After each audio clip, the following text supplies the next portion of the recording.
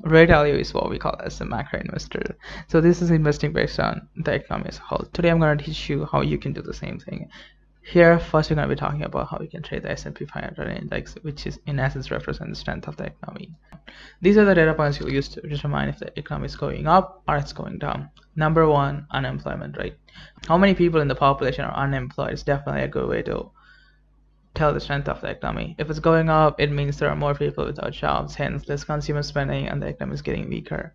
Number two is durable goods sales. Durable goods are the goods like cars, machineries that aren't purchased very often and last at least 3 years. So the reason we're looking at this over the whole goods sale is because this gives a better idea how people are feeling, if they're optimistic, if they're buying and investing in more. Number three is consumer sentiment index. Every month, University of Michigan conducts survey in which they collect data to get a clear idea of consumer sentiment, which means the idea about how customers are feeling about the economy. If they're pessimistic or if they're optimistic. Number four is retail sales. Retail sales, people are spending money. If they're not, economy is getting weaker. Number five is building permits. These are approvals given by local government to build buildings. If there's an increase in building permits, which means there's increase in economic activities. Number five is interest rate spread between the 10-year bond and the federal funds rate. This is a tricky one. You should see the difference between 10-year bond and the federal funds rate. This difference is what we call as the yield curve.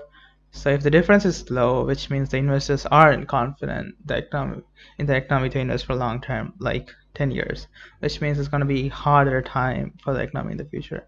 Number seven is total non-farm payroll.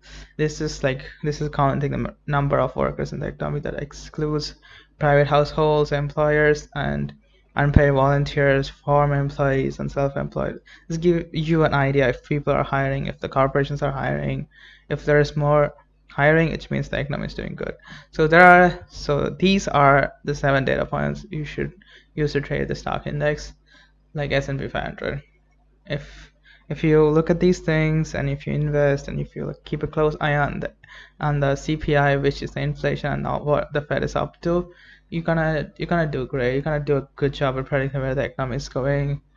If you want to learn more on what data points you should use if you're trading other assets, like if you're trading crude oil, if you're trading currencies like USD, gold, click on the link below and get hedge fund secrets, which will give you everything plus other strategies hedge funds use to create great returns.